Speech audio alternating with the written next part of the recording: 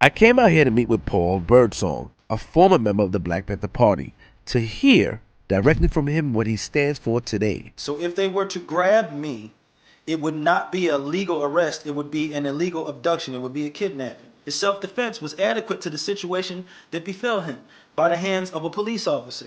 The Black Lion Party for International Solidarity. He states openly that he stands with immigrants and with any oppressed people facing state violence, and that his organization moving forward is meant to include more than just one community. A lion rolls in the pride. A lion protects his community, you know what I'm saying? He also addresses part of his past that has been widely discussed online, including his former gang affiliation and allegations and paperwork that have circulated accusing him of being a child predator. I've recruited Bloods, Crips, GDs, Vice Lord. Who cares?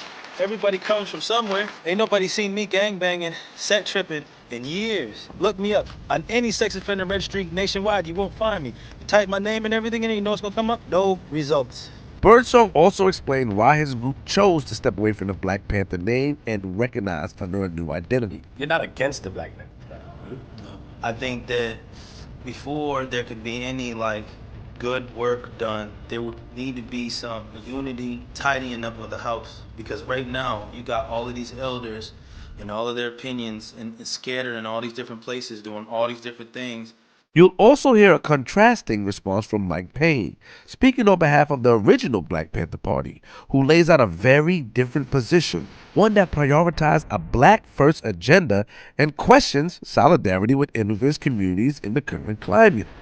We, the original Black Panther Party, in good conscience cannot risk life and limb of our people for groups of people who have not risked life and limb for us. Just because we have a common enemy, that does not equate to us having a common problem. Where were you at when our people are murdered in the streets, slaughtered in cold blood by an agency that now hunts you? My goal here isn't to tell you what to think. It's to present what was said, give it context, and open the door for an honest dialogue, especially around accountability, ideology, and what solidarity actually means today. Hey! Power to the people. Power to the people. How are you guys? Doing good, man. Queenzflip. Paul Birdsong. Birdsong. Where does the name Birdsong come from? It's Choctaw.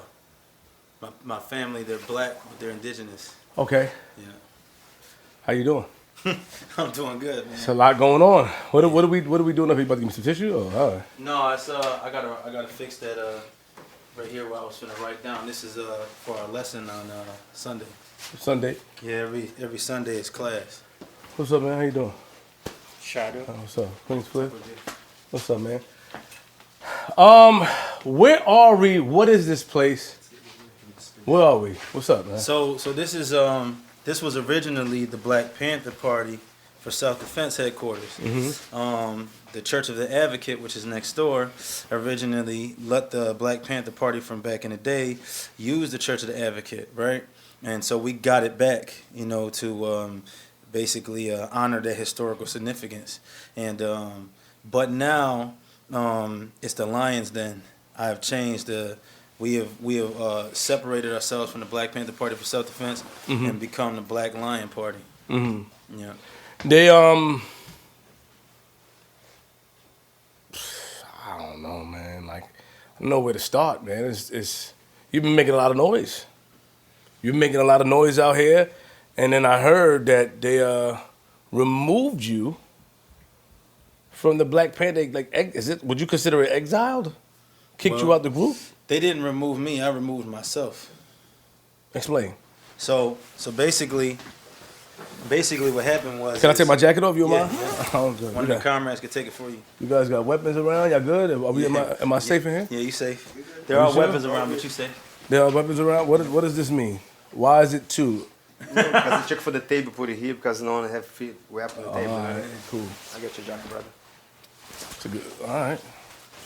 Thank you, brother. So So good. Oh, why you? Hold on. All right, don't throw a chair. All right, come on, bro. So you my man. You can't just be pushing chairs like that, man. Come on, man. So to answer your question, Aaron Dixon sent me a, a message saying that he didn't support us anymore based on some false information, and he didn't care about the trouble that had been caused by me stepping out and following orders that he had given me. And so because he did that, I completely disassociated myself with the Black Panther Party for self-defense. And while Aaron didn't support me being a Black Panther anymore, there are hundreds of Black Panthers that did.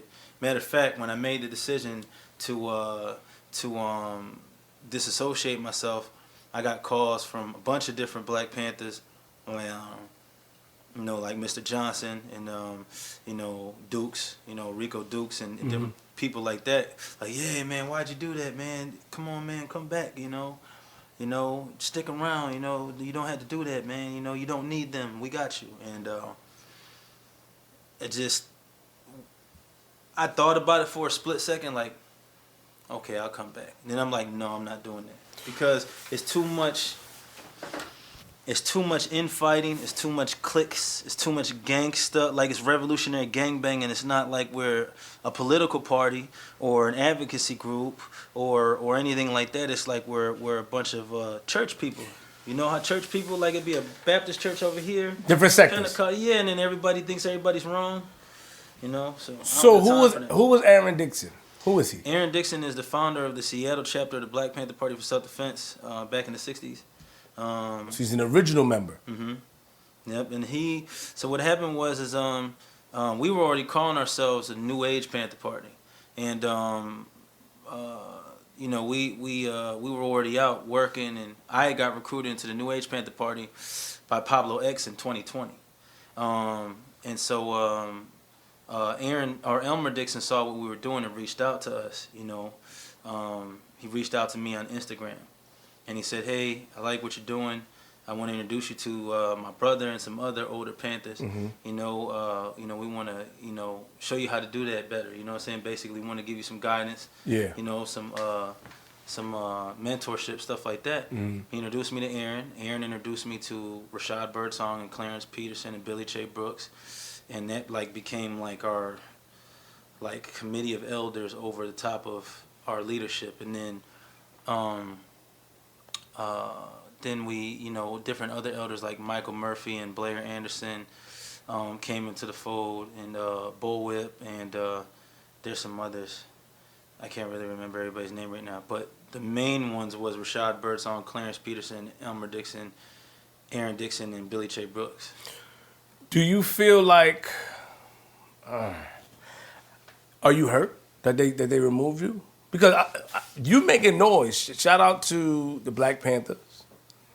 You're making a lot of noise. What you stand for. A lot of times though, when you do the research, there are some Black Panthers members that stated that they don't care about the immigrants or the migrants. They don't. They don't care about that. They stated that, So I don't know. Like, are you? You can follow. Have you went rogue? Like, are you just like? So this hold on, is. let me ask you a question. Because I think it's dope what you're doing. I think that you brought attention. I think that we were all excited to see. Oh, the Black Panthers are back. Your face, salute to you.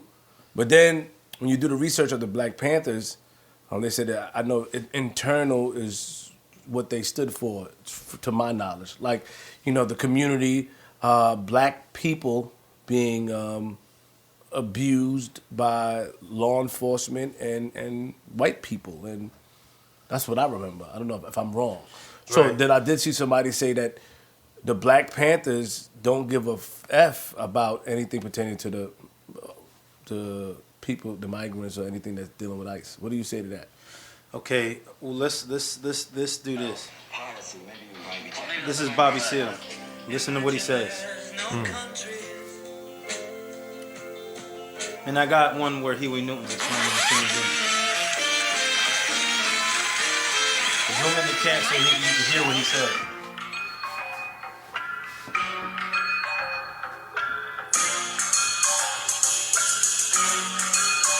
About to speak right now. So our philosophy is basically what we call intercommunalism. We're not nationalists. Right. We don't believe in nationalism. Nationalism nationhood is akin to superiority, is akin to racism, is akin to sectarianism. That's what I said in my song. So we're not that. So we understand the world to be a form of dispersed communities. And the technology and travel and communications nowadays interconnects the communities of the world, peoples of the world, everywhere. So understanding this, then we have an understanding of the economics of intercommunalism, which is based on redistribution of the wealth. And that's where you see the programs, the survival programs, becoming significant and redistributing the basic wealth to the poor, depressed people of the world. You hear what he said? He said we're not nationalists. We're not, but he specifically said we're not black nationalists. He specifically said we're not black nationalists. And then if we, okay, so we say, okay, well, Bobby Seale said we're not black nationalists. Yeah. And he's one of the founders. Well, what did the other founder say? The other founder said the same thing. What are the Panthers going to, what part of the Panthers going to have? I plan to go on with our he expansion actually planned to take the Black Panthers and send them to Vietnam to fight on behalf of the make even stronger tie the with the struggling people of the world, because they represent 2/3 of the people.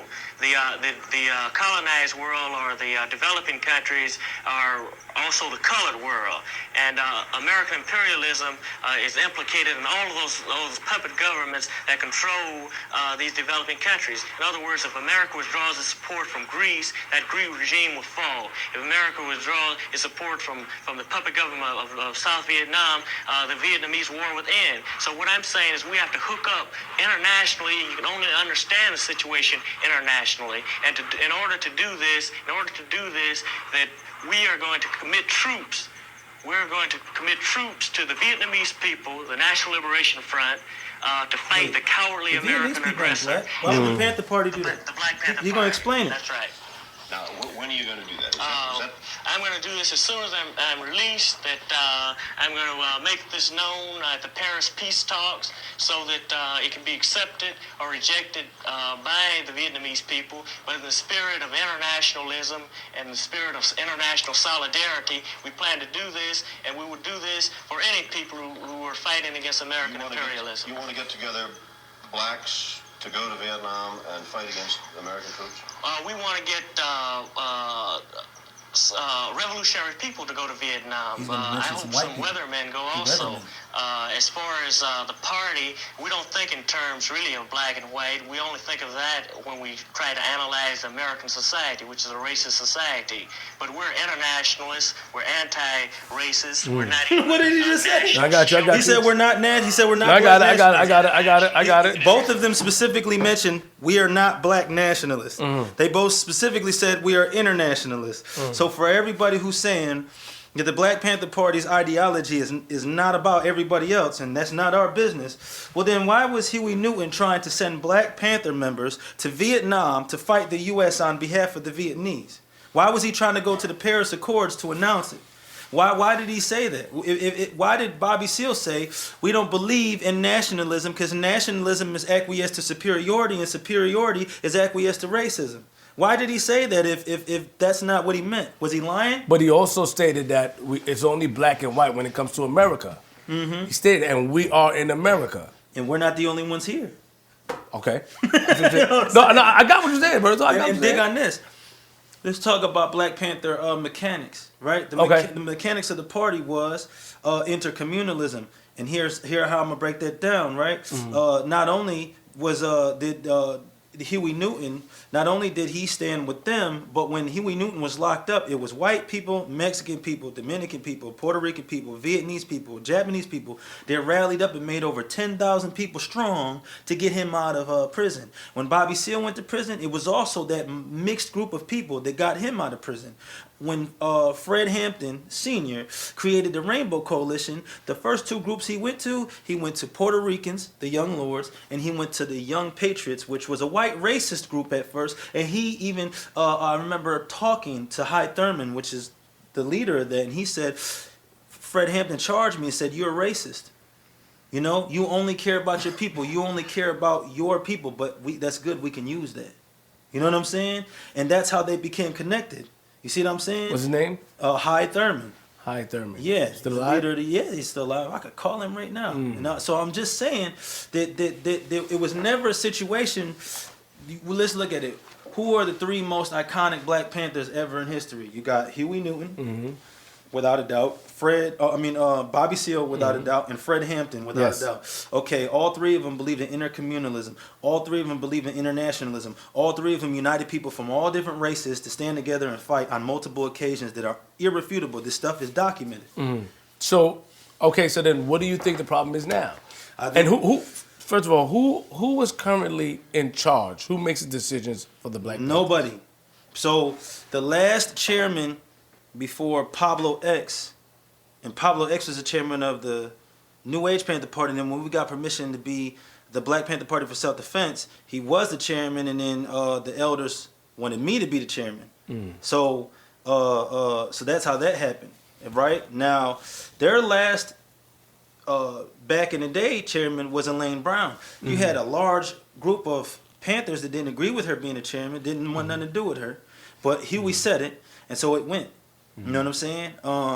And then before her, it was Bobby, you know. But as it currently stands, you got Aaron and the group of Panthers that he's associated with closely doing what they're doing. You got Shep and BJ and Bo Whip and the Panthers in New York doing what they're doing. And then you got the Panthers in LA doing what they're doing, and you got different Panthers across the country. There's a brother in Florida that tried to reach out to me, and Aaron was like, we're not talking to him, and I'm, didn't want me to entertain him trying to reach out to me. But there's Panthers in Florida that was trying to connect with us and work with us, original 60s Panthers, and apparently the other Panthers around the nation don't really deal with them. And so they're all segmented and fragmented, and there's no real core base of unity, and there's no leader of them all. So there's no more chairman of the Black Panthers of all the chapters. Is not. No. Nope. And me being the chairman, I was the chairman of all of the chapters that out of 33 original chapters, I recreated, me and Pablo recreated 17. And I was the chairman of all 17 of those. Now somebody said, what gives you the right to be the chairman of all the different Black Panther groups? I don't know where they got that from. I never said I was the chairman of the new Black Panther Party, the new Africa Black Panther Party, the Revolutionary, all these different Black Panthers. I don't know who their leadership is. I know who the leadership is in the organization that I was part of, under the guidance and mentorship of Aaron, Billy, Elmer, Rashad, Clarence. You know what I'm saying? Gotcha. Do you think that they made a mistake? Do you think that the people that made this decision made a mistake? Because to a lot of people, they'll say that we should have this guy on our side instead of against us. And I'm not saying that you're not against the Black Panthers now, are you? No. But are you on their side? Oh, come on, Birdsong, don't do it. I would say that there are Panther groups that I would work with, but as a whole, I think that before there can be any good work done on a consistent basis that is impactful on a large scale, benefiting everyone, I think that there would need to be some unity. And there would need to be some tidying up of the house, because right now you got all of these elders and all of their opinions and scattered in all these different places doing all these different things, and you got some saying you could be Black Panthers and some saying nobody could be Black Panthers, and they don't communicate with one another. When they when the decision was made to tell us we could be Black Panthers, Aaron didn't communicate that to all the other Black Panthers. And so you got all these Black Panthers who were like, where the hell did these cats come from? And rightfully so. I understand that their concern, but that's not my fault. If I recruit Ra, right, then it's my job to talk to Shadow and be like, yo, yeah, I recruited Ra. So when Ra's walking around with the pen and sign and he's doing the Usalama and he's doing the whole get down, you know what I'm saying? And Shadow's like, who is this guy? Well, he's not going to be like, who is this guy? Because he's going to see him and he's going to be like, you're Ra? Yeah, okay, yeah. Chairman Paul told me he recruited you. Because it's communication. What do you say to the people that's saying that you're bringing unwanted or unwarranted heat on the Black Panther movement? Because you're saying that, yo, if ICE touch me, they're gonna get a hole in their chest. You saying that publicly on news sites, you on the news. Say, yo, I'm a blast him.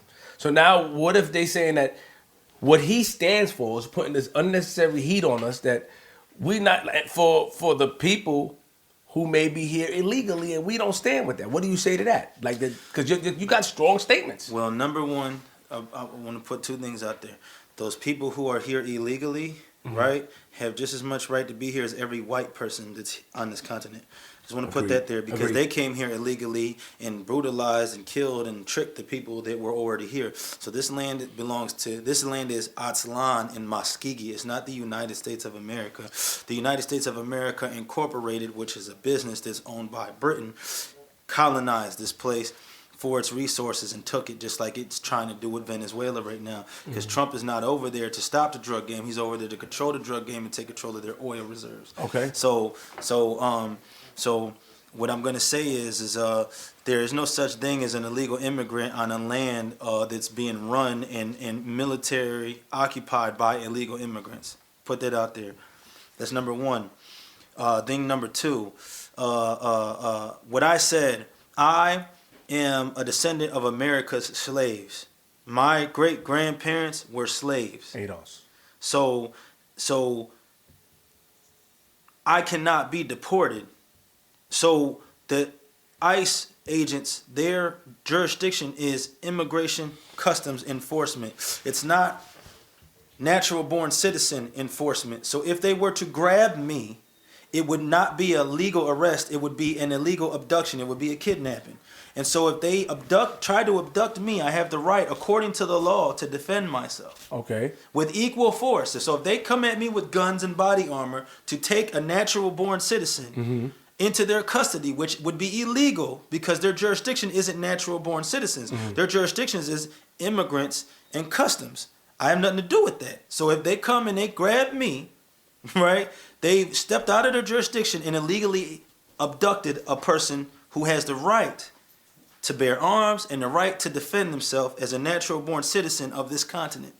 So when I said that if they grab me, I'm going to defend myself, I would be just like if a police officer, if I didn't break any laws and I didn't do anything wrong, and a police officer decides to attempt to brutalize me, especially using this firearm, according to the law, I have the right to defend myself with the equal force, with any force necessary to preserve my life, to abate the immediate threat to serious harm or danger. That's what the law says. So like that brother, the Mexican comrade who just shot a police officer and killed him in Texas, went to court and got off because the cop was trying to kill him. And the cop didn't have no legitimate reason to come after him. And he defended himself with his legal firearm. And that man is legally armed to this day and free because he operated according to the law. In the United States of America, if a police officer or ICE agent illegally tries to hurt you, you have the right to defend yourself. You can even shoot and kill them to defend yourself if your life is in danger. That's the law. It's not something I'm saying. It's the law. Another brother, what was he? He's in Utah. Just shot and killed a police officer. It was all over the news. Just shot. I think it was Utah. Was it Vegas? He shot and killed a police officer, and he's free. He went to court and everything, and he's free because he was he was in the color of the law. His self-defense was adequate to the situation that befell him by the hands of a police officer. So I didn't say anything illegal. That's why my gun license is still valid. Still valid. That's why I still got guns. That's why I still walk up on the pigs with guns all the time. It's safe. That's why I still walk up on pigs with guns all the time. And they can't say nothing to me because they know I legally own that gun, legally got a gun license, and they can't stop it because I didn't break the law. And for people who saying I'm bringing unnecessary heat. The callback. Okay, check this out. What about those black children that were just taken out of school by ICE agents, right? What about the black father who was killed in Los Angeles by ICE agents, right? It ain't just about them. It ain't just about immigrants. Them ICE agents will burn your black ass too. Quick, fast, and in a hurry. Okay. And so when you say that ain't got nothing to do with us, well, that brother in LA thought the same thing, and now his kids are without a father. So it definitely has something to do with us. It's been had something to do with us. And it always will have something to do with us. Anything they do, think about it. On the moral scale of the white United States of America, the black demographic is regarded as the least of a person. We are the only ones that, according to the Constitution, aren't actually even human. So we are the lowest on the totem pole as far as how much they regard our lives. So how you gonna say an immigrant whose lives they regard more than ours? If they're gonna go after them, we're safe. That doesn't make it from a logical standpoint. We're not talking about opinions. We're talking about what we know to be fact. We know to be fact that the black American is according to white America, we are the least significant people. We're the least significant people. Actually, for hundreds of years, we were regarded as animals and property only. We weren't allowed to read, right? We weren't allowed to have guns. We weren't allowed to have our own home, vote, or anything, right? So that's us. That's us right there we talking about. And you talking about some immigrants and them being attacked. And we really going to think that we're safe. And we're regarded lower by the people who own those mercenaries called ICE than the immigrants. Don't you think that there's a guy that I know from out here named Maj Toure, and he has the same type of ideology. He follows the amendment, right to bear arms, and Second Amendment. You know, Second Amendment, and Maj do that, and I'm gonna say the same thing to you that I say to him. I'm gonna ask you the same question. The people that's following you, don't you think that you may be doing them a disservice because the law is made to go against us? So if you're telling somebody to bear arms or making them feel comfortable that they should bear arms, or just react aggressively, don't you think that that may be a little bit dangerous? I think that for black people to continue to be docile, unarmed, I think that's dangerous. I'm going to tell you, and I'm going to go back again, and if you want me to pull up this interview, I can pull up this interview. No. But Huey Newton said that anybody who is unarmed is either a slave or they're getting ready to be one. So that's the fact, and he's right. To this day, he's right. His words are immortal. Anybody who is not, think about it, right? If you don't have any guns and the police got guns, whatever they say, you got to do, or else. You don't have an adequate means to defend yourself against a gun unless you got a gun. That's why, in the exact words of Bobby Seale, liberation is in the barrel of a gun. It's not, and I want to put this out there too, because there's been a lot of people lying. They said the Black Panther Party for self-defense stopped carrying guns because that was an internal decision that was made. No. They stopped carrying guns because the Mulford Act made it illegal for them to carry guns because they were being classified as criminals because of their affiliation, which the Mulford Act was made specifically to manipulate, to make that happen, to disarm them. So they didn't stop carrying guns by choice. Now we have that right to carry guns that was taken away from the party. We have it back, and we should use it. The reason they were so impactful, what originally took our eyes and focused it on the Panthers, wasn't the food programs. It wasn't the sickle cell clinics. It wasn't dialectical materialism, Marxism, Leninism, Maoism. It wasn't none of that. You know what it was? It was brothers in leather bomber jackets and black berets and black leather boots walking through the streets of Los Angeles and the streets of Oakland and the streets of San Francisco with shotguns. That step into the pig and then when the pig want to turn around, is that loaded? Clack, clack. It is now. That's what got everybody's attention. That's what made a black man feel powerful. That's what made a black man feel liberated, because he could step to the pig and get down with the pig on the pig's level. He didn't have to be the victim of the pig anymore. See, we like to forget that. But if you know your history right, what made people afraid of Malcolm X and his Fruit of Islam was they'd shoot you. They'll shoot back. And what inspired Bobby and Huey wasn't Mao originally. It wasn't Lenin. It wasn't Karl Marx. It was Malcolm X. And what they did was they said, we got the right to carry guns. We got the right to fight back. We got the right not to be brutalized. We got the right not to take nothing from nobody because we can meet them with equal force. And that, if you scared of that, if you scared of being no longer having to take anything, but being able to decide what you will and what you won't take, I guess that's your personal preference. But as for me, I'm not taking nothing from nobody. And on top of me not taking nothing from nobody, I'm going to spread that liberated, free, I ain't taking from nobody gospel to anybody that'll listen to it. Because my dream, People say my goal, what my agenda is. My agenda is people ain't got to be scared of the police no more. My agenda is people ain't got to be scared of ICE. My agenda is ICE will walk in the neighborhood and see a whole bunch of black people and be like, we probably need to not go in here. I want them to see the pigs to go through the neighborhood and see a bunch of black. Right now, them pigs park right there and they will not get out. If we walk up to them, they will take off and leave. They'll run. Nah. It's on video. Oh, yeah. It's not deniable. It's on video. They run from us all the time. And it's not because we're beating them. It's not because we're kicking their cars and throwing stuff at them like you see a lot of these protesters do in these different videos. We don't do none of that.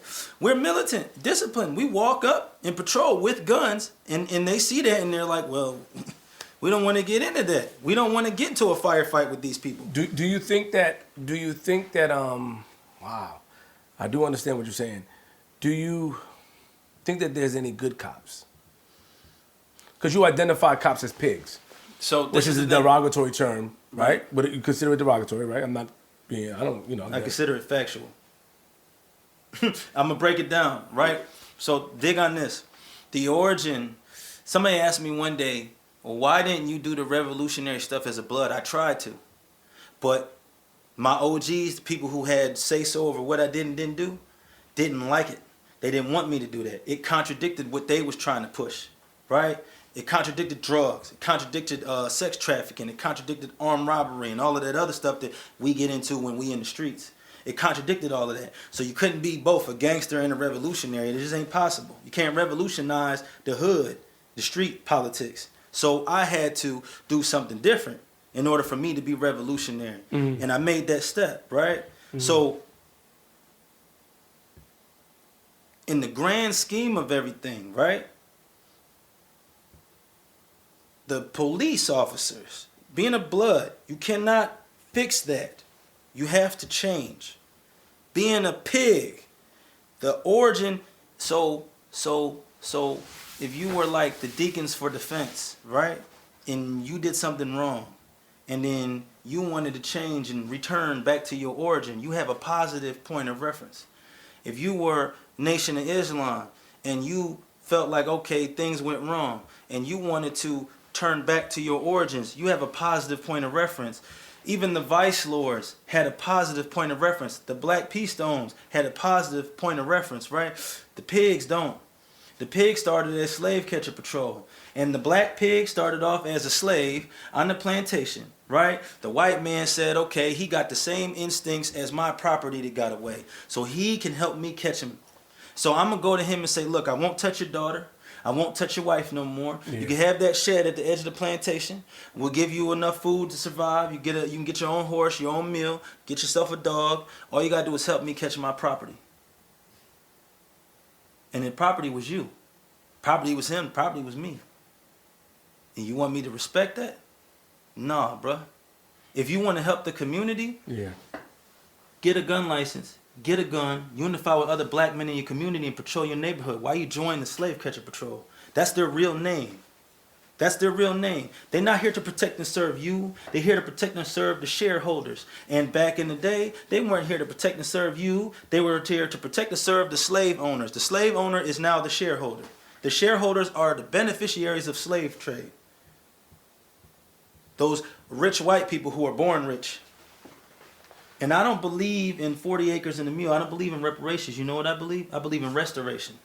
You know what that is? I believe that those white people who are the beneficiaries of slave trade, I believe they should forfeit all of their wealth, and it should be distributed amongst the descendants of the slaves. So you don't believe in reparations? I believe in restoration. Reparations ain't enough. 40 acres and a mule ain't enough. Let me ask you a question. If I gave you a mule and 40 acres of land, and then I showed you some pictures of your great-great-grandma and your great-great-grandfather raped, boiled, cooked, pieces of their skin taken off to make shoes. If I said that your great-grandmother, that some white man walked up to her and punched her, raped her, and took her teeth and put it in his mouth where he was missing teeth at, would you feel like a mule and 40 acres of land would compensate for that? No. Exactly. You'd want his head, wouldn't you? Yeah. Okay, so that's all I'm saying. That's all I'm saying. You didn't answer my question if you feel there's good cops, though. I feel like all cops are bad? I feel like once you take that oath, you become bad, because when you take that oath, I'm sick of people saying that I did this because I saw something wrong and I wanted to get involved and try to change it from the inside, because nobody ever does. You know why? Because if you're on the inside, you have policies and rules and regulations that you have to follow, or else you will no longer be a police officer. So you can't go in there and say, I'm going to change everything. No, you got to follow the same rules they do. And if they tell you to arrest that person, whether it's right or wrong, you have to arrest that person. You don't have a choice. And if they tell you to shoot them, whether it's right or wrong, you have to do what you are told. You don't get to choose. I know some ex-military men, the ones who train us, right? They say the worst thing they ever did was sign that contract. Why? Because once they sign that contract, 4 years of their life is gone, and they have to do exactly what they're told. If they're told to kill children that are unarmed, if they don't, they get court-martialed. They go to prison. So I signed that contract, I got to go kill these babies. And if I don't kill these babies, then and this is not something that we can debate about. There's all kinds of evidence and videos. There's all kinds of villages that were slaughtered under the guise of somebody in there is part of the Al-Qaeda. Somebody in there is part of ISIS. All these people don't got nothing to do with ISIS or Al-Qaeda. They all got to die too. At the hands of U.S. soldiers who have no choice but to follow the order or go to prison because they signed that contract thinking they were signing up to save their own people. Serve their own country, not go destabilize and take over somebody else's for their resources. Then we wonder why all these soldiers come back and commit suicide. They on drugs and they getting drunk all the time because they can't stand to look themselves in the mirror. They hurting. I know some of them. I know a Navy SEAL right now. This brother battles depression. He is hurting. This man buries himself in the Quran and the Bible and all these meetings. He's constantly surrounding himself with people pouring positivity into him, because if he's alone for too long, he'll want to kill himself. So he balances himself out like that. You know, he's hurting because he hurt a lot of people because he was given the order. He couldn't, either he did it or he got to get it done to him. You court-martialed, you go to prison, you go back to the U.S., you can't get a job, you can't get nothing. You're basically scum of the earth. Do you believe in God? I do. What side do you stand on when it comes to that? Why you smiling at me? People ask me that a lot, and they never like my answer. Trying to figure out a quick way to put this. I believe that there's a creator. I believe that there's a manipulation of original texts in the Quran and in the Bible and in the Torah. I believe that all of these people believe in the same individual, and they just don't realize it because religion has been used against them as a strategic weapon. Monarch program and the MK Ultra to divide them up against one another. And I'm going to tell you this too. I ran from who I am for a long time. I did not want to be nobody's leader. I'm going to tell you this too. And if you watch other interviews about me, you'll see me say this over and over again. I'm going to look you in your eye when I say this so you can see how serious I am. I, in and of myself, am an ugly individual. I am evil. I am a nasty, ugly, mean, murderous, hateful individual that don't deserve the breath in my lungs right now. I should be dead or in prison for the rest of my life for the stuff that I've done. But for some reason, the Most High chose to put me here and make people follow me. I don't be asking people to follow me, they just do. I don't say, hey, everybody come look at me. There just happens to be a camera somewhere aimed at me because of what I'm doing. And I only do it because that's what I'm being led to do. You know what I'm saying? And like I said, I ran from this. I ran from this a lot. I led 2,500 students during the Michigan State University stands with Missouri University demonstration in 2016. I didn't know any of them people. You want to know what happened? I walked up to Elaine Brown and spoke to her because she was at the Black Caucus rally and I wanted to meet her. And then I walked away and a student randomly walks up to me and says, can you lead us? Can you lead our protest up the street? And I'm like, why me? Mm-hmm. when that stuff happened in Lansing, Michigan, when me and the officer got into it and I tried to flee the scene, Yeah. you know, you get that feeling somebody looking at you. Yeah. I turned around and that big crowd, 4,000 people, they were following me. I was trying to escape and they were following me like I was their leader. I didn't choose that. Aaron, his words, and the crazy thing is he sent them in text messages so he can't recant them. He can't say he never said it. Pablo was the chairman. He said, you should be the chairman. Everybody's looking at you. That's how I became the chairman. Not my decision, theirs. Right? So matter of fact, when I rejected it, he saw me in another video and hit me up. Right on, Chairman Birdsong. Right? It wasn't me. That was them that decided that. It was them that did that. Right? I didn't tell them people to follow me. I don't tell them to follow me. Matter of fact, every single comrade you see in here, I told them not to follow me. I told them, you see all the attack that I'm under? If you decide that you're going to continue following me, that same attack is going to befall you. You should go home. And they wouldn't leave. Ask them. It's true. Hell yeah. And even when we changed the Black Lion group, Black Lion Party, I called all the chapters. I called New York, I called Michigan, I called Carolina, I called San Francisco. Hey, everybody needs to vote on the chairman because we got a new group, some new name, new everything. You need to vote on the chairman, right? It doesn't just transfer over. And every single person, it's not a single individual. Everybody, Chairman Paul, Chairman Paul, Chairman Paul, Chairman Paul, Chairman Paul, Chairman Paul. I didn't make them. They did that on their own. Hold on real quick. So do you stand with what he's saying? Everything. Everything. Every single thing. So you riding with him? All day, every day. You too? Yeah, 100%. You too, brother? Till the wheels fall off. You guys are not here under duress, right? Y'all guys are safe? They got more guns than me. You kidding me? No. I only got one. You got two. All right. You got two. You got two. Yeah, I'm heavily out. I'm outgunned by a long shot. So, damn. So Black Lion is what it's called now. Mm-hmm. And when I did ask the question earlier, you still didn't answer the next one when I said that. Are you against the Black Panthers? You're not against the Black. I think you answered it, but you're not against them. No. But you're not with them. I would like to be, but I think that in order for this organization is a well-organized organization. Black Panthers or this one? Black Lion, right? We are well So organized. you running with Black Lion? You not? Nah, listen. Go back to Black Panthers. Come on, boy, man. Black Lion is fire, yo. I'm Jamaican. I'm Jamaican. I like lions. Lion, it's fire. But come on, man. Go back to. No. You listen, can't do that. I can do that actually. But the Black Panthers, right?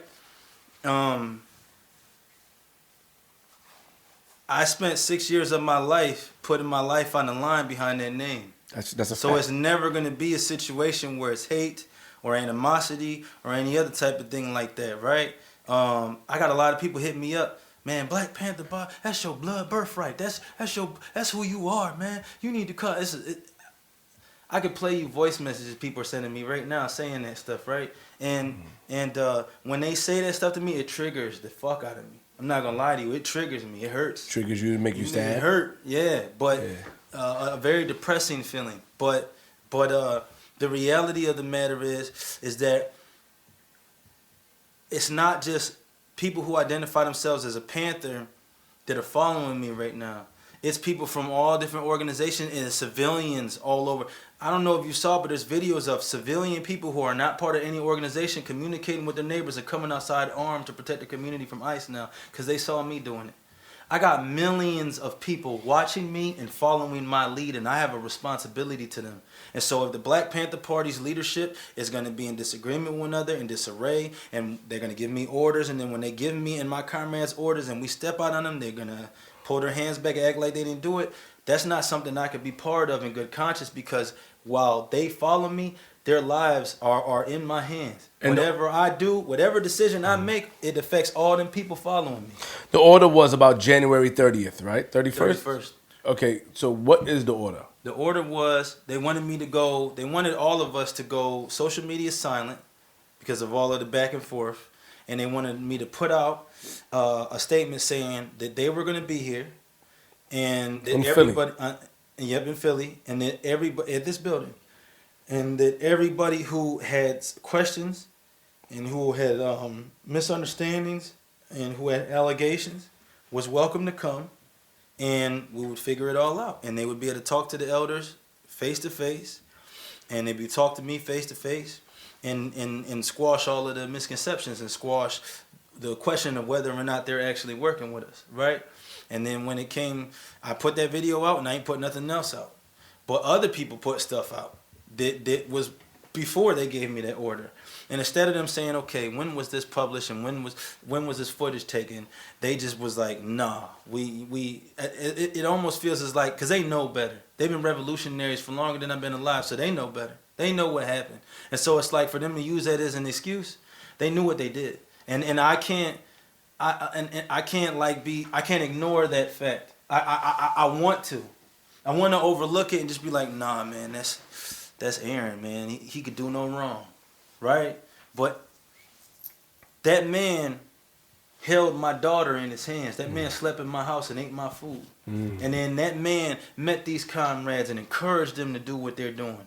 And then turned around. Matter of fact, last week he sent me a message saying, fuck all of them and everything they're saying. They could kiss my ass. I love what you're doing. I'm proud of you. And then flips the script on me because the pressure's on. That's crazy work for me. Because I got comrades out there fighting, defending themselves over stuff that's being said, and you're not going to come out and step out and say nothing? Do you think they sold out? You think the pressure from whomever the pressure's from, do you think that it caused them to sell out? To basically give in to demands and sort of disassociate themselves from you? Because this is how it starts, right? If you go back in the days, it starts like this. Organization removes themselves, and then something happened. I mean, you guys, I watched you guys earlier. I mean, a lot of people were, bare arms. You guys, you run a tight ship. I don't know what type of doors y'all got downstairs, like some type of triple layer stuff. But the guys are protecting you. But it starts like this. Of course, I'm have a comedic value, but also I care about life. What I mean is that they distance themselves from the person who's considered a radical, who's out there, and then things happen. Do you think do you think that that's the direction things are going into? No. I think that a lot of the elders were telling me social media doesn't matter. It doesn't mean nothing, and nothing that's said on social media means anything. People get killed in real life based off of arguments that are had on social media. That's a fact. So social media does matter. And anybody who thinks it doesn't, they're either stuck in the past or they're naive. And I don't deem these brothers as naive, right? So you say they're stuck in the past? Yes, and I think they don't realize the weight of what happens in social media. They don't realize that what's said on social media caused people to attack a young man that identified himself as a Black Panther on Germantown Avenue. That they caused somebody to attack a young man that identified himself as a Panther down south too, at which point he had to defend himself using his firearm because they had firearms. You know what I'm saying? So thankfully he had a bigger firearm, bigger bullets. But he had a micro Draco and they just had little pistols. So at the end of the day, that weight is there. It's valid, it's relevant, and for you to respond, I don't feel like that's important, and I don't feel like I need to address it, is devaluing our lives. Our lives that are on the line because of us following marching orders you gave. And if you tried to say, I told him when I said this, I said, make sure when you get up and make your statement or whatever, you let everybody know that you did tell us that we could be Black Panthers, that Emory did give us permission to fly the emblem, that you did tell us to make that statement, because the fact of the matter is you told me that you did all of those things in ways where there's a record of it. And so if you were to try to say you didn't and somebody were to come at me and say, can you prove it? I can. So, man, I'm not going to have people thinking I'm a liar because you lied on me. So tell the truth so we don't even got to go there. Because if I get approached, Aaron said that never happened. Okay. You know what I'm saying? So, You know? so you don't think that's good, that's where it's going down? You don't think that? So what was the video in question that came out that made them distance themselves from you? What came out? What video came out and they said There's a video where the people from France came and recorded us, and they said if 50 armed ICE agents stormed you right now, what would be your response to them? And I held up an AK-47. I said this would be my response. What would be your response? I would defend myself. So you wouldn't allow them to question you? Question me? Yes. No, I wouldn't answer no questions. So, I would say, okay, let's hold play it on. out. If they approached me, All right, let's play it out. Okay, ICE approaches me 9 times out of 10. I got a gun on me, right? All right, yo, hey, come on, let me see. No, my gun license is right here. So okay, so you having Don't touch me. You're having a license out. Yep, and don't touch. Yeah, cause we always got the licenses. Oh, I took it off, but we always got our licenses around our neck. So then they go like this. Then they ask you, yo, you scaring the people here. You know, you kind of causing the uprising. Then what I would say is, so you please put your fire. what I say is, people, are you afraid of me? And if you go outside with me right now, you know what you'll see? All power to the people. Hell yeah. Hell yeah. Yeah, we love you. That's what you'll see everywhere we go. So now if they do touch you, oh, you know what I'm saying? It's not gonna be no. Don't touch me. That's. Let me jump. I might give a. I don't like that. You ain't gonna make me jump again. You're gonna make me jump again. Listen. You're gonna make me jump again. I don't like that. Yeah, pistols sometimes. Listen. You're gonna make me jump again. Listen, there's a video of a law enforcement officer walking up to me because I had my gun on and he goes to touch me and I said, I swat his hands. I said, don't touch me. You touch me again, we gonna fight. Point blank. Period. You don't have no legal reason to touch me. So if you touch me again, I'm going to defend myself. And I don't think you can take me. You know what I'm saying? And then he went like this. I said, mine's bigger than yours. You know what I'm saying? And I need to see your license. Cool. Boom.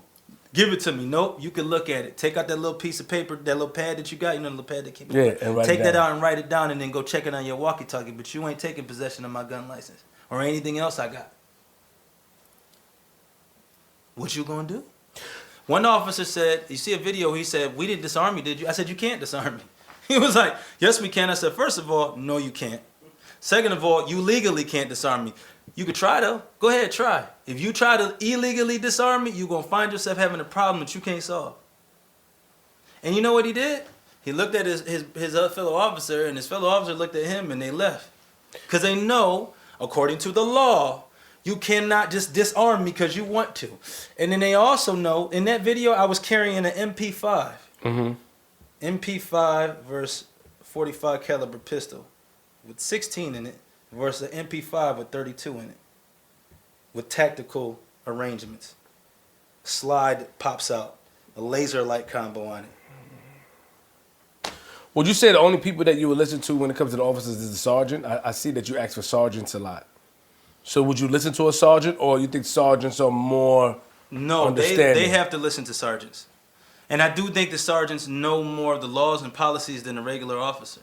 And so, whereas, like one day, this officer was like, give us your gun. And I'm like, fuck you. And they're like, give us your gun. I'm like, come take it.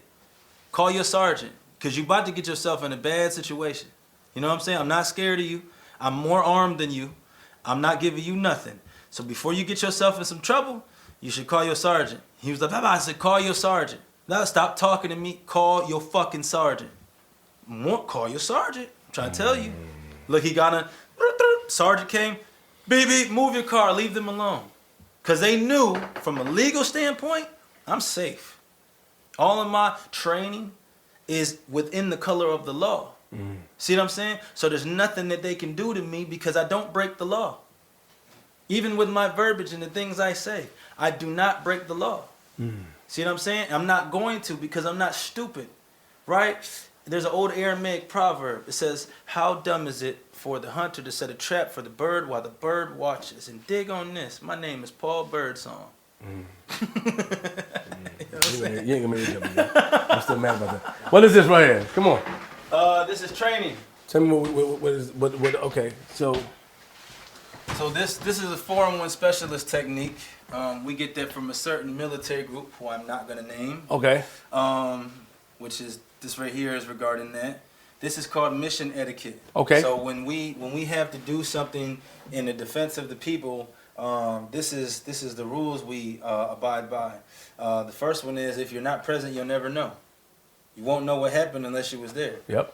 The second one is we operate on this. Operator, fixer, strategist, and tactician techniques in constant deployment. That's the Form 1 specialist techniques. We are aware of arms, ability of quantity, and ability of mechanics, right? So ability of quantity is the amount of ammunition your gun can deliver. The ability of mechanics is it has a textured grip, iron sights, fiber optic sights. Is it semi-automatic? Is it automatic? Is it, you know, it's pump. So fit for a function, meaning, you know, boots tied, are you in uniform, do you have your body armor on, is your body armor adequate to the situation? You know, if you're walking around the hood wearing level 3A body armor is decent, but if you're going to be going to a place where ICE is at and they got 5.56, 308, and 223 rounds, you need an AR-1000 plates that can stop those rounds. Understood. See what I'm saying? So fit for function, upright and at ready, right? That is a question that you get asked, right? The requirement says upright and at ready to you. If you're not in a mental state, physical state to be out there doing the work, then you're going to say down and out, and then you'll go home. If you are upright and at ready and somebody says upright and at ready, you're going to say straight like that, right? Scope lane awareness. Your scope lane is the entire area that your eyes can see and your awareness of it. Yep, everything from your peripheral, right behind your peripheral, because you can see that, and then We can see up to here. Right? yeah, that's your scope lane. Everything out there. Your package lane awareness. The package is whatever you have to do, whatever you have to deliver, whatever is necessary to stop the threat, and the lane of that is the area that you need to deliver in order to stop the threat. So, like, let's say I say the community is full of trash, right? And there's one individual that keeps throwing his trash outside. Yeah. The package lane would be his house. I need to get to him. I need to stop him from doing it. Yeah, you know. Let's say there's an individual that's following a teenage girl's home, and, you know, whatever. He's the package lane. So, yeah, so. So are we going outside? Yeah, we can go outside. It's cold as fuck. Yeah, it is, man. I mean, you know, it seems like you got a lot of little guns today, man. You left the big ones home? I mean, because we had to do some things that required a certain level of, a certain lack of visibility. Okay, I'm just, you know what I'm saying? I understand. Yeah, so large guns are applicable in a lot of situations, but in some situations, it's not. You need finesse. You need to get in and get out without being highly visible. Okay. Yeah. And highly visible, that terminology means that you're seen before you approach. So if I have a AR-12, somebody's going to scope me with that AR-12 from down the block. But if I have a pistol, you don't know I got that on me. You know what I'm saying? Got you. Yeah. So let's go outside, man. Let's see what we can do. Straight like that. Comrades, get ready to go. Need to get past? Yeah, I want to. Follow them. Look at them. Look at them, bro. Yeah, they're moving around. Look, hey, look, hey, we see you, hey. There's a lot of weapons here. There's a lot of weapons. Power to the people, we back to do maintenance. Well, we go. We'll probably go upstairs with him. Can I look at the, you don't mind if I come back here and look at this paper, do you? No, I'm not. You can have one if you want. Black Lion, okay, so you guys printed it too. Black Lion. That's sure. You got two there. The Black Lion, oh, I have two. Okay, thank you. The Black Lion Party for International Solidarity. A Black Lion don't use drugs. A Black Lion don't get drunk. Huh? Nope. Can't use a gun if you're drunk. Can't quote the law to a law enforcement officer and make him hold himself to it if you're drunk. I got you.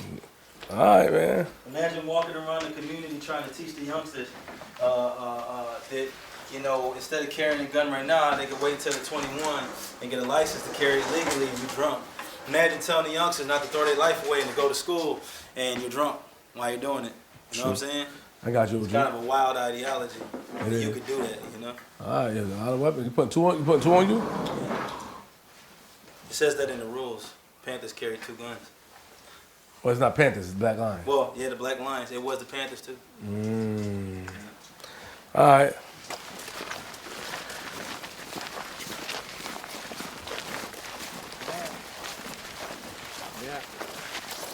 Matt. Key man. Oh, snap. What y'all doing, yeah? Queenzflip, we're on a patrol out here. Chairman Birdsong, Black Lion. Black Lion is not, they're not down with the Black Panthers anymore. Been a little crazy. Let's go. It's called patrolling. Patrolling the neighborhoods. Okay. Wow.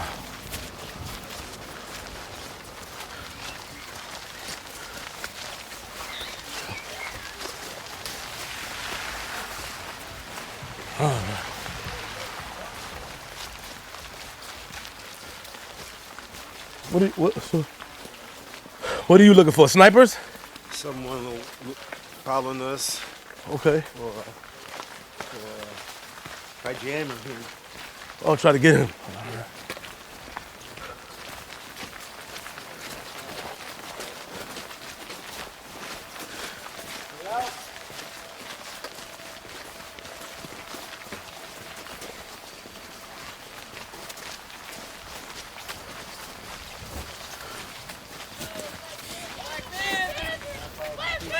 Black Lions now. Black Lions. Black Lions. Black Lions. No Black Panther anymore. Black Lions. Black Lion. Yeah. Oh yeah. Oh, I see it. Oh, but we're looking.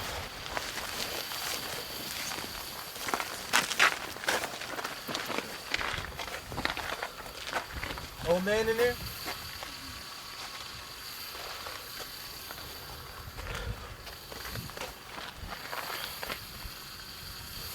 What's up, man? What's going on, man? Yo, Gus, get in there with him.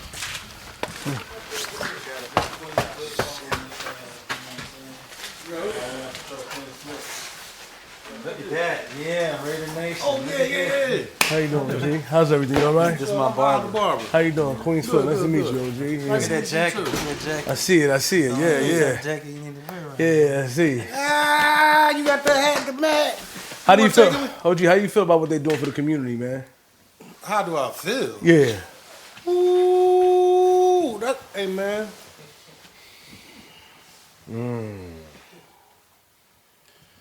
If I could do more, I would.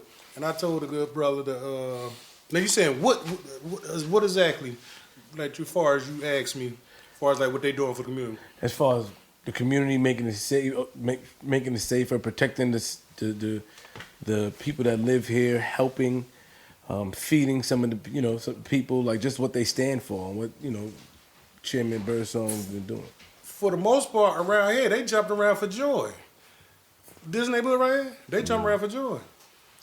All the people he feeding and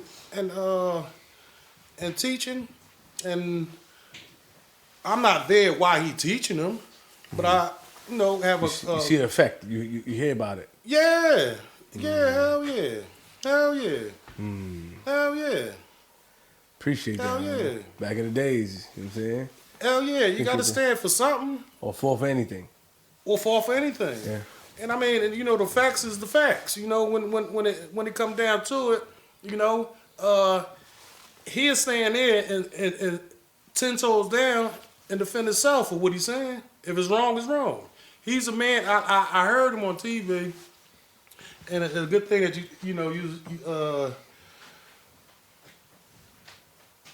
what you were saying that liked me a lot was they can stand right there, and not just the debate what's right and right, is what's wrong is wrong. Mm-hmm. If I'm wrong, prove it. Exactly. Exactly. Love is shown, not said. Exactly. Love is shown, not said. Right. I can't hold mine out there unless I'm right. Oh, gee. I can't tell nobody to get on out of here if I ain't right. I know they'll take me. Exactly. Not while I'm here. Yeah, I need to learn something I'm right. Mm-hmm. Which I done a lot of stuff that was wrong, but somebody got to teach and somebody got to stand for something. That's all that matters. You know, that's all that matters. That's all that matters. Now, particular words and what's going on and issues and how people feel, you know, stand up and talk about it. Reason, right? But there is problems. Why when people jump up and somebody want to try to solve the problem, it's an issue. You know? I don't know. We need more people like that. Either you're right or wrong. Right. It's true. Either you're right or wrong. There ain't no in between. There's no in between. How long you had this shop here? The shop been here about 8 months now. Yeah. About 8 months, give or take. How long you been cutting here for? I've been cutting it for 37 years. Oh, Yeah. 37. yeah. It's nice. Now you got the cameras. It's nice, man. Cripple, I got a crawl to do at a time. I got rushed to the hospital the other day. You know, sometimes I got to stand up. And, sometimes I got to... Sit down. No. Yes, stand up to cut. I sit down cutting. Oh, wow. Yeah. All right, OG. Nice to meet you. What's your name? My name is Al the Barber. Al the Barber? All right, Queenzflip. Nice to meet you, Al. All right, brother. All right, Al. My man, Al the Barber. All right. Never. You stay open all day. Oh, yeah. So what do you say to the people that oh snap. What do you say to the people that say that bring up your gang past? You don't bring up Bunchy Carter's gang past?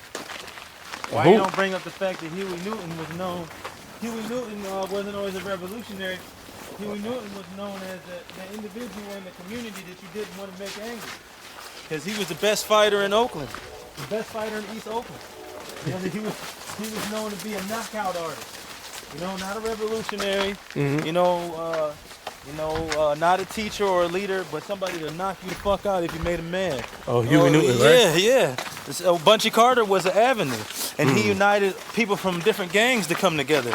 You know, I've recruited Bloods, Crips, GDs, Vice Lord. You know what I'm saying? So, like, you know, I would say, you know, who cares? You know what I'm saying? Everybody comes from somewhere, and you know, the fact is, like, ain't nobody seen me gangbanging, set tripping in years. I dare somebody to bring up some recent footage or recent picture of me throwing up the B or the P or West Side or anything. You ain't gonna find it. Just like the sex offender allegations. Yeah. I dare anybody to look me up. My name is Paul Birdsong. August 24th, 1986, when I was born, Lansing, Michigan. Look me up on any sex offender registry nationwide. You won't find me. You type my name and everything in it, you know what's gonna come up? No results. So where did that allegation come from? The allegation came from my homies from the past creating fake paperwork on me to try to get people to gang up on me because they was afraid to come at me themselves. I'm not gonna specifically name their names, Understood. but that's what they did. And then they fed that to search engines like People Search and stuff like that to put it out there to make it seem like it was legit. That's why when anybody says, "Oh, we got this paperwork," I say, "Well, listen, real paperwork. People from the street know to get real paperwork, you got to go to the .gov site and get it from the state, right? Yeah. You go get my real paperwork from the state. I'm not no rapist. I don't got no criminal sexual conducts on my jacket. And dig on this. The rumor is that I raped somebody when I was 18 and they were 15. I'm 39 now. When I was 18, I was locked up in WJ Maxie Boys Training School in the maximum security side on Pod 6. I had room 7, 11, and 13. And I was there for 5.5 years, from when I was 14 to when I got out when I was 19 in 2005. Right? So it would be physically impossible for me to come in contact with a 15-year-old girl while I was in there. So it's just some of the disgruntled homies or the ex-homies that's doing this, because I saw that they tried to blow that up online, that you were on the registry or you was a sex offender, but I didn't see any results. Right. Yeah. You could pull your phone out right now and look me up, but you won't find any results. How does Not only that, but I have a gun license. You can't be a registered sex offender and have a gun license. It's not. You can't. Okay, let's go.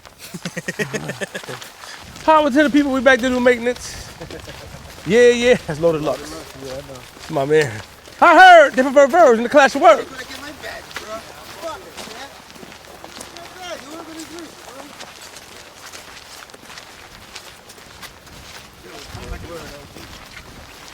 All right.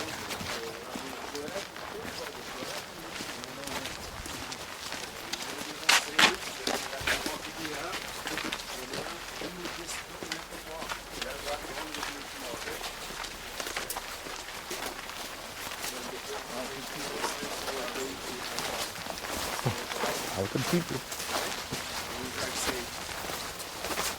So what we're doing right now is called patrolling.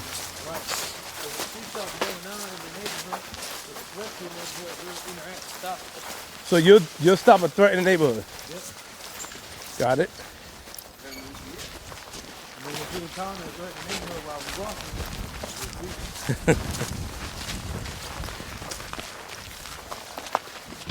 One minute.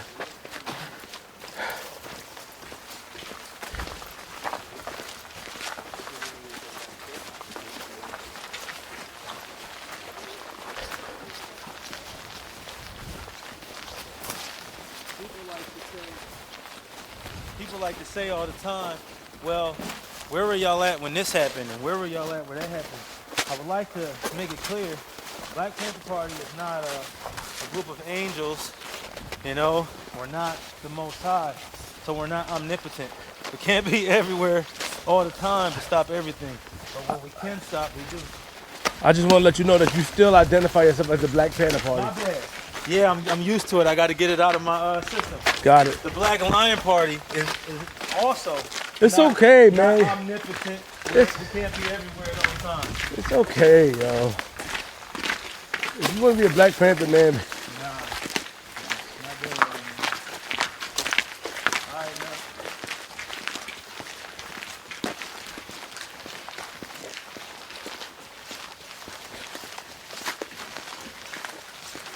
I do got a lot of people that are upset with me about that, bro. All right, bro. You got a lot of people that's upset about you about what? We changing the name. We separated.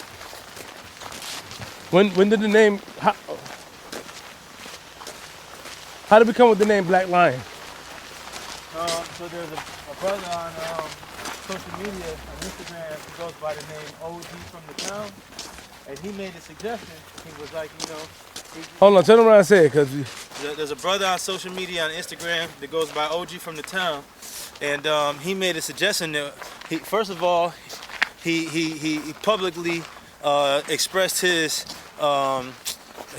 upset with the elder members of the party and Maisha Newton, and then after he did that, he said, you know, we don't need the Black Panther Party. You know, drop the name, become Black Lions, you know, and identify with the ideology based around the natural characteristics of a lion. A lion rolls into pride. A lion protects his community, you know what I'm saying? Power to the people. A lion is in a group, you know what I'm saying?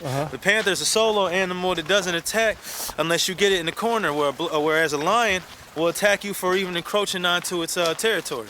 You know what I'm saying?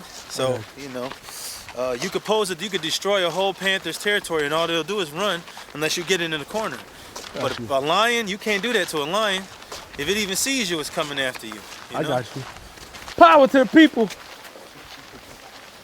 Like, what theme song would y'all be? Like, Staying Alive? Like, what theme song would y'all have? Well, there's a couple of them. You talk about people make the world go around by stylistic. Okay. That's like a theme song in bars. Okay. Underdog. Power to the people. Power to the people, brother. What's up? How you doing? Be careful. You good? Yeah? You mad or you happy? No, you know something? I saw it right. I said to myself, that's crazy, that's wild. But then at the same time, this is y'all, that's like y'all own identity. Right. That's how I feel about it. Right. Yeah. And y'all sturdy, so. Salute, bro. You too. Sorry. Oh, it's cold tonight. Crime is going to be an all-time low tonight.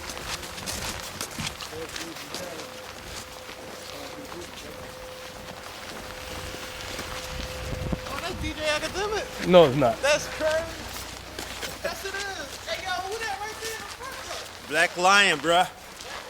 Yeah, hell yeah. We're formerly known as the Black Panther Party for self-defense. Yeah. Yep, Paul to the people. Nah, my name Queenzflip, nigga, not academic. My name Queenzflip, not academics. Black Lion Party. Black Lion Party. Yes, sir. We're formerly known as the Black Panther Party for self-defense. Okay. Yeah. So y'all don't want to be on TV? You don't want to be on TV? Yeah. Be defending the righteous, or the people that have been offended by the law and taken advantage of unlawfully. Yeah. Damn, bro. Damn, I was hoping you make this part of town. Yeah, man. But God, We're right around the corner, brother. We at 2123 Grass. I'm going to stop through there, man, because OG had 3 years sober and I relapsed. Watch yourself, brother. Yeah. We ain't taking no L's today. Okay. Relapsed? Yeah, I had 3 years sober, and I'm transparent. I'm 60 years old, far from a dummy. I'm rebounding as we speak, gathering my thoughts. Before the week is out, I'll be at a place where I can regroup and really think clearly. It's kind of hard to think when you're not stable. Understood. That's just for me. Got it. I can't speak for nobody else. Got it. But to see y'all, man, y'all done motivated me, man, to get back on the horse. Black men supreme. Well, I am motivated. Your presence speaks, man. Your presence speaks, man, and y'all be safe. And I'm gonna start right now off, man, just to holler, man. All right, thank you, OG. Just to bust it up, my brother. All right. Y'all be safe, man. All right. Woo! I did.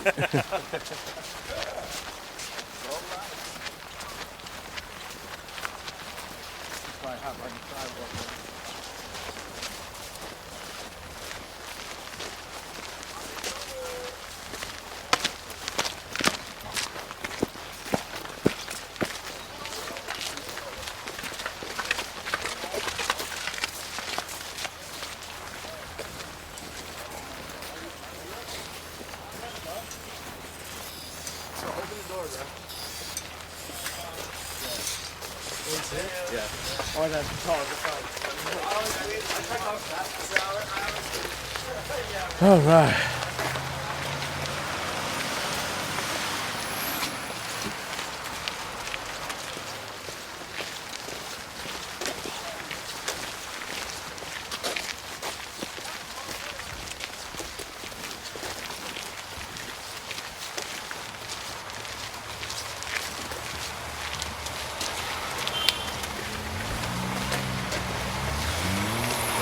All right.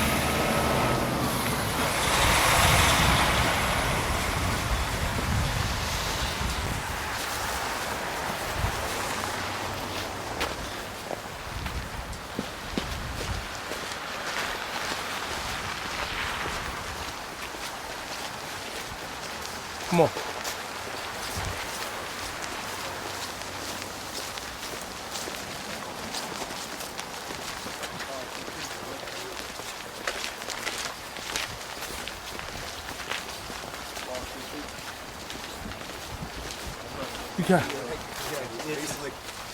You kind of scaring people a little bit, man. Yeah. So on normal days, we patrol the community just to see what's going down, correct? Right.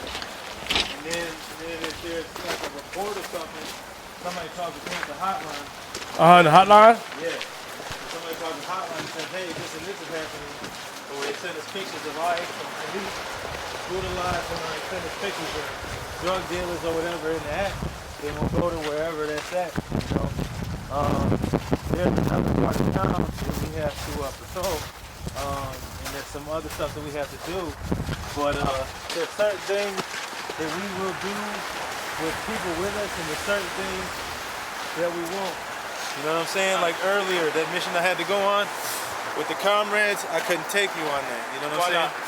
because it's somebody's personal life and their personal struggles and their personal issues where they called for help. And I don't have, number one, I don't have the permission to put their business online like that. And number two, I wouldn't, you know what I'm saying? Because somebody's personal life, somebody's personal struggles that they're going through, they ask for our help with, and that's not to be advertised or broadcasted, you know what I'm saying? Did you help them? Oh yeah, they free. They's free. They never got to worry about nothing again. Never. How many of y'all went? 3? Yep. Yeah, follow me.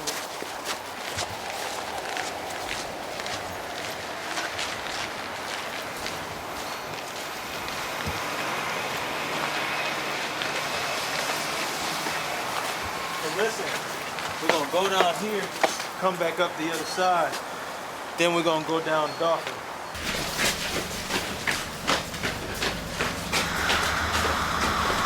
Empty. All right. So we go down the train station. Just so when y'all patrol, y'all just see. That's always gonna win. That's always win. Hey yo, so if somebody's homeless and stuff like that, what do you guys do?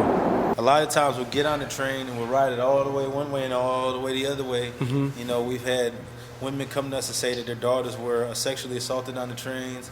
Everybody smoking weed on the train, people fighting on the train. So we get on there, you know, and people see us and put stuff away and they act right, you know, when they see us, you know what I'm saying? And you know what the crazy thing is? It'll be a group of like 12 dudes on the train. You know, 12 like hard heads, you know what I'm saying? And they'll straighten up when we get on the train.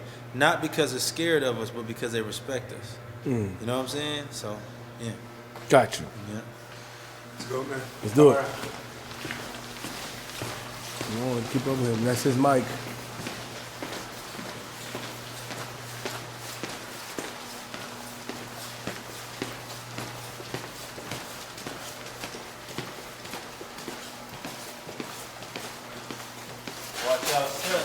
Watch your step. Oh shit. Yo, what the? Yo. Welcome to Philly. Watch your step. They don't clean this shit up? Nah. They do once in a blue moon. All right now, OG. Have a good night.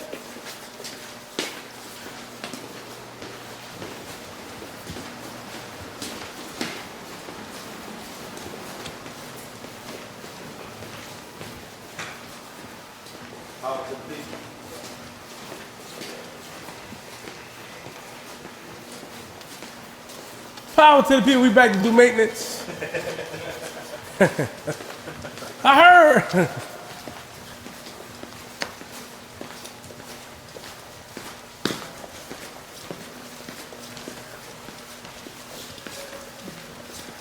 Do you feel sad at all though? Like when I see you walking right now, it's like you walking like a lonely walk, yo. Even though it's like I'm behind you, people behind you, it give me that feel. You know what I mean? I think in terms of being this individual that all these people are looking up to, Yeah. this individual that all these people have these expectations of, Uh-huh. I am lonely in that aspect. Because, you know, like one of my OGs said, if you stop doing what you're doing, or if you just disappear, vanish, who's going to do it? True. Nobody else is. And so that puts a huge expectation and huge burden of obligation and responsibility on me. And as many, you can surround me with 150 comrades. And the fact is as soon as I exit the room, you know, that expectation, what people are expecting, exits the room with me. It doesn't stay there with the comrade as much as I wanted to. I put comrades out front so they could be seen and so they could speak and people can see what they're doing, and it doesn't really get the attention off of me as much as I would like it to. That people just keep, it's like if I put everybody in front of me, people are doing this. Trying to look past and see me anyway. It is lonely, you know what I'm saying? It's lonely and it's it's burdensome, but I ain't gonna run from it though. I don't run from nothing. You know what I'm saying? Does your past haunt you mentally? When you sleep? When you have a long time to think? Does your past, because you stated earlier, you are an evil person. Yeah. Yeah, I think what it is there's something that's said in the Christian Bible. It says that the Most High uses the foolish things of the world to confound the wise men. You know, Moses, you know, was a murderer, and he was mildly retarded, and he was picked. You know what I'm saying? David had a man killed. Come on, man. David had a man killed. He did. He was mildly retarded and had a stutter. It's historical fact. David had a man killed so that he could sleep with his wife. You know, and the Most High picked him. You know what I'm saying? Malcolm X, right? Think of all the great things he did. And he was a thief, and he ate pork and slept with white women, prostitutes, did all that, and went to prison. That was in the beginning, yeah. And I have a beginning, you know, that was in the beginning. And, you know, it's no longer a part of who I am now, but it is a part of my past. And it does keep me humble because, you know, again, I don't know why the Most High has put me in this situation where all these people are focused on me, and but I know these people are focused on me, and you know what? Some people, they get attention and they think that they're better than everybody else because they got that attention. Well, I know for a matter of fact that I'm worse than everybody else, so that keeps me humble despite the attention. Got it. Yeah. Are you guys recruiting for Black Lions? Yeah. Yep. What must you have? Well, a regular man or woman with no like tactical or strategic skills to boot, no gun license, no knowledge of a gun, no knowledge of any type of martial arts training or anything else you see us doing, no knowledge of how to, you know, gather resources and redistribute them to the community or none of that. They'll come to us, a regular, everyday individual that just is trying to do something to help, and we'll turn them into a revolutionary. You know what I'm saying? The training is provided. All we need is you. You know what I'm saying? How long does it take to get the training together? It's the entirety of the training is 3 groups of 6 months. 6 months of prospect, 6 months of soldier, and then that next 6 months you train to be rank and file, which is to have some type of authority. So a year and a half, basically. Police, they get 10 weeks of training before they get to decide. Keep moving. They get 10 weeks of training before they get to decide who lives and dies. He ain't gonna come back. The military, they get 10 weeks of basic training before they get to decide who lives and dies. The Black Panther, a year and a half. You know what I'm saying? So. Black Lion. Black Lion. Yep, Black Lion. Yo, bro, just go back home. No. I don't have no home Yo, there. go back home, man. I don't have no home there. Would you say it's an ego? It's your ego. No, it's not. Because you could just say, you know what, since people are calling you and supporting you, you could simply say, you know what, the old heads is the old heads. I have the support of the people, and I believe in what Huey Newton stood for. Right? Like, why you can't take that approach? Well, dig on this, right? Because of my stance, right? Most Bloods. Now, like if you go on my post, you'll see OG Big Kenzo. You'll see him supporting me. You'll see G Dude, OG G Dude. You see him supporting me. There's a lot of OG Bloods that still support me. You know what I'm saying? But it's an overwhelming amount of them that's like, you know what I'm saying? Okay. So with the overwhelming amount, the majority not wanting me to be associated, why would I take that name then and run with it? It's the same thing with the Panthers, right? You got all these people that's up in arms over that name, right?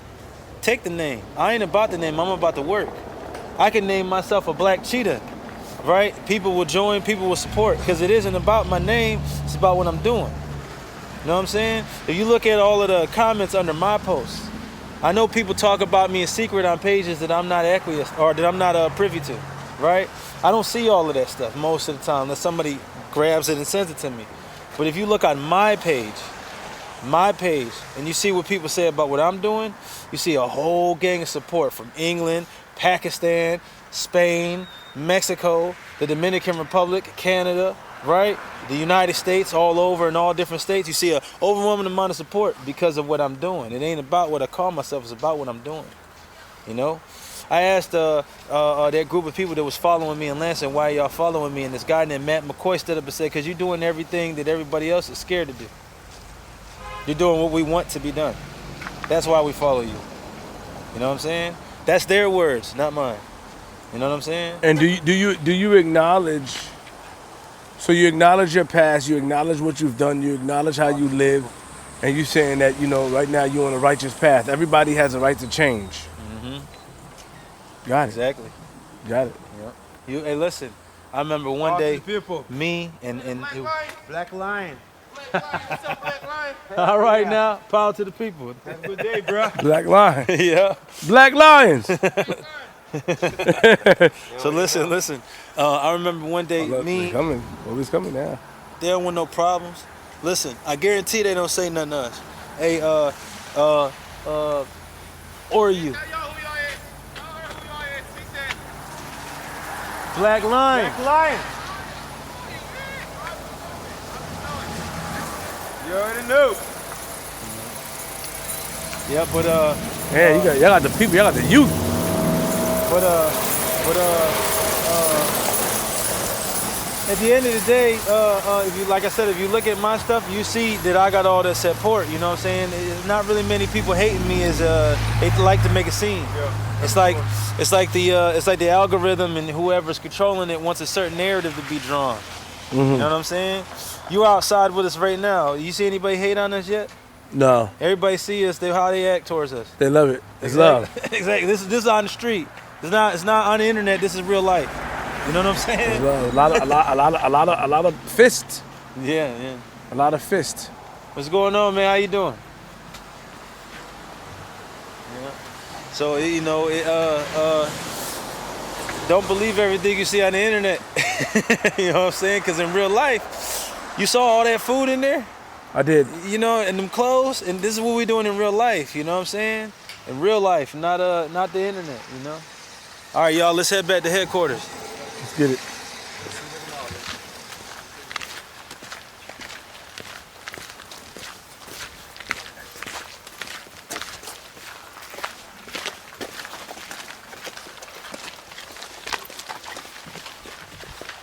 Where the women that's part of the Black Panthers? I mean Black Lions. Where the lioness? You saw one of them at headquarters. She's still at headquarters, and the other sisters, a lot of them will be here tomorrow. You know, one of our sisters, her name is Sharon. You know what I'm saying? She's a powerful black sister. You know, you got Jaleesa. You know, she's a powerful black. Go ahead, brother. Basically, without going through every sister's name, we got a lot of powerful black sisters that are part of the movement. And matter of fact, the Michigan chapter, the leadership of the Michigan chapter is Ariel and Dominique. Those are two very, very powerful black sisters that are leading the charge in Michigan for black liberation and for intercommunal and international solidarity. So, and they'll be here on January 31st.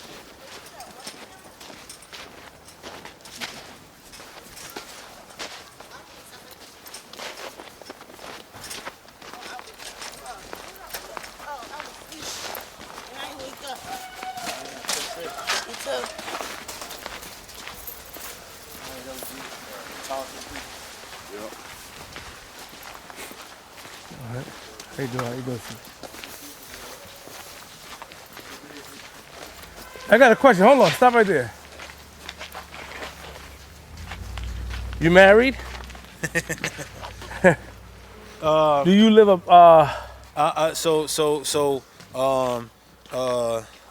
good? Technically, the Panthers are not, or not the Panthers, the Lions are not allowed to talk about their personal family and stuff like that on camera because that's a point of vulnerability because of what we do and who we are. So if I did have a wife or children and people knew about it, then they could target them to get to me. Say no more. Dig? Say no more. Yeah. I mean, but if you had a wife, it would be one, not many, right? Right, exactly. Okay, so you don't believe in like poly and all that? No, I don't. No. Okay. Nope. I don't know. You come off kind of smooth, man. I don't know. You look. I don't know, man. No, man. No, I don't believe in multiple women, and I believe in a black nuclear family. Got you. Yeah.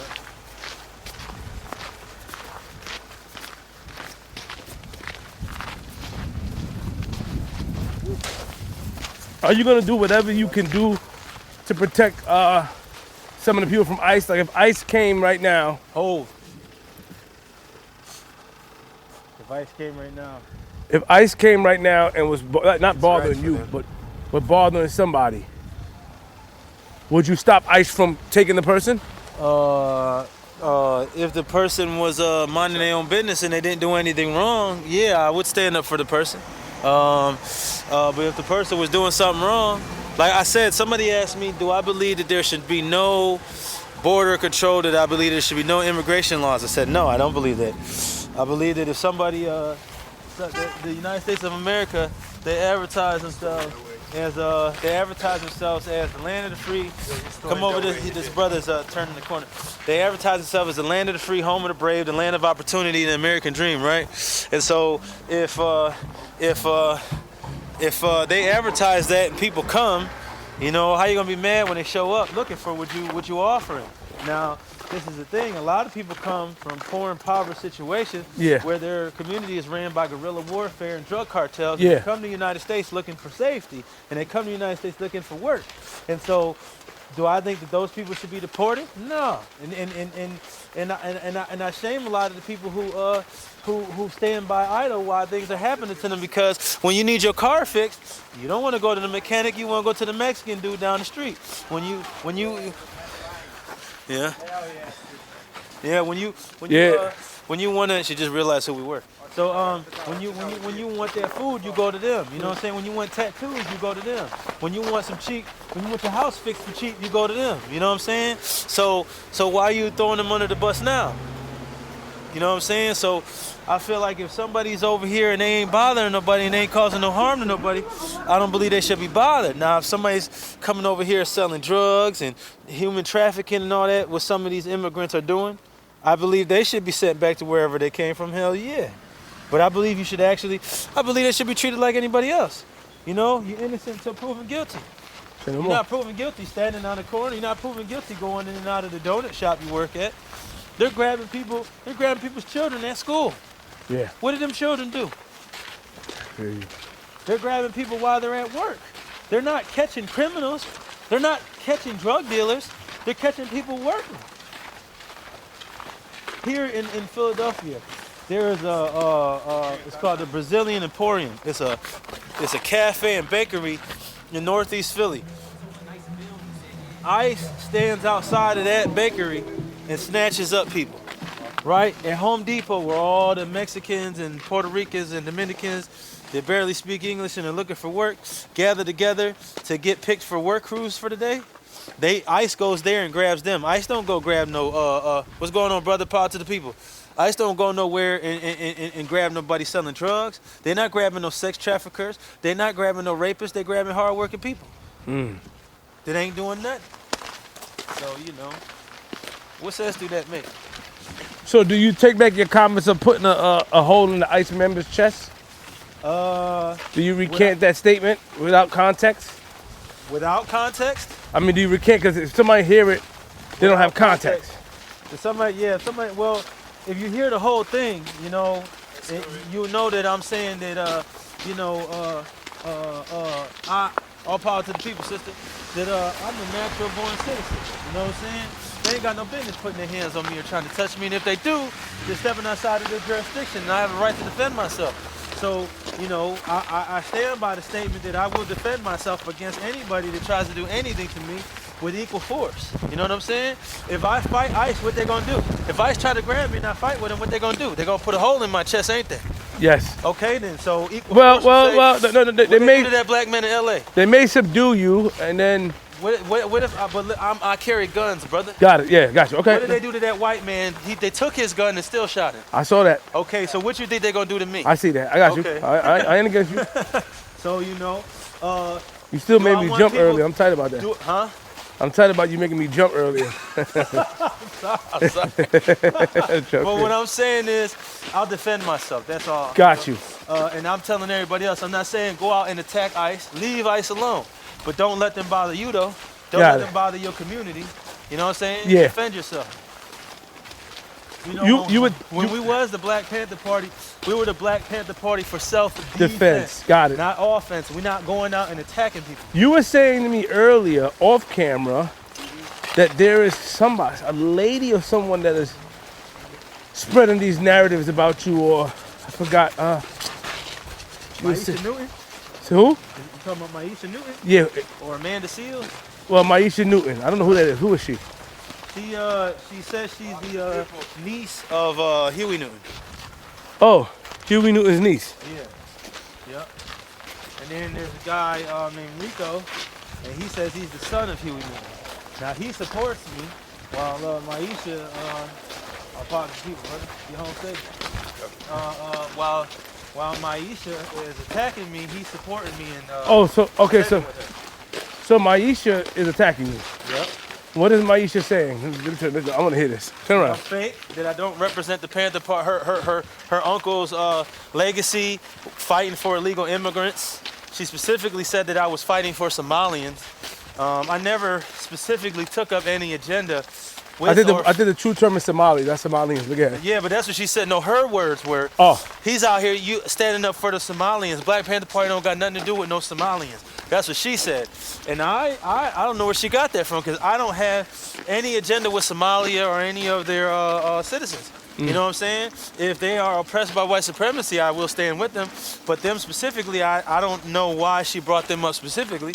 But she did, and she said that I misrepresent her uncle's legacy by standing with anybody but black people, and because of that, I'm misrepresenting the Black Panther Party legacy, and I'm not a real Black Panther, and she's gonna sue me over the name and sue me over the imagery, and which is kind of preposterous because she has no legal claim to the name. And not only does she have no legal claim to the name, she has no legal claim to the emblem either, you know, so. Who has legal claim to it? She doesn't. The emblem? Emory Douglas, he's the one that drew it. And he gave us permission to use it in writing. I got it. Where? In the email? It's in my pocket, in my phone. The same thing with the. So you getting? That's what I'm talking about. It's the ego thing.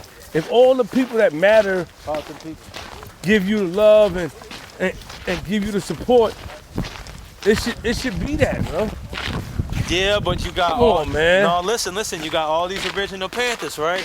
That are like. No, I heard you. We don't have to go. I heard you. They say they don't support me.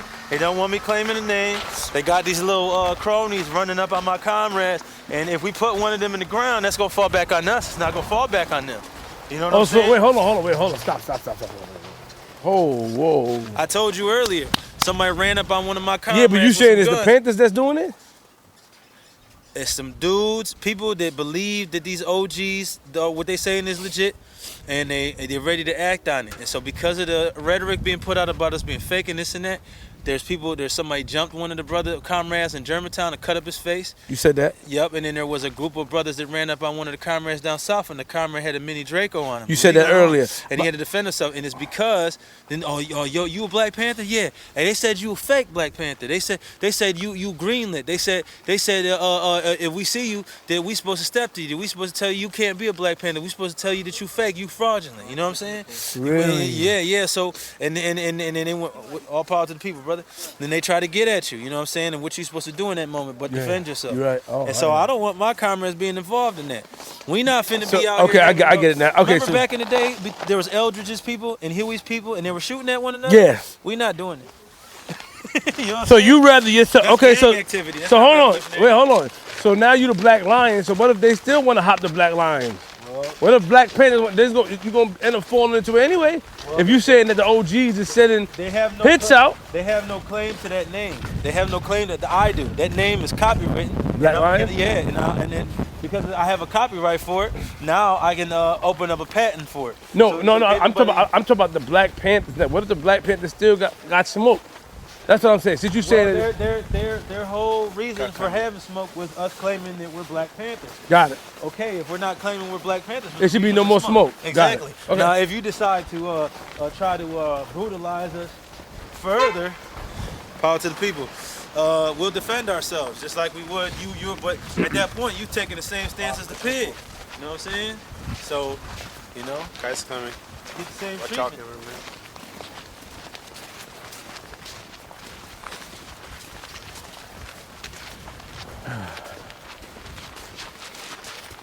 For the record, I'm not saying any OG put a hit out on anybody. I'm saying the stuff that they say on the internet, these guys are fake, these guys are fraudulent, don't let them claim their privilege, don't let them do this, don't let them do this. Cats are taking it in their own hands and be like, they're not going to let us do Got it. Okay, so you're saying that, you're not saying that the OGs is doing it. I'm saying the things they're saying is inspiring people to do it. Got it. And that's putting my comrades in a position where they got to defend themselves. That's putting people in danger because my comrades are trained and they're armed. So what do you think the outcome is going to be? And it's unnecessary. Power to the people. Hell yeah. All power to the people, brother. Power to the people. Straight like this. Oh, man.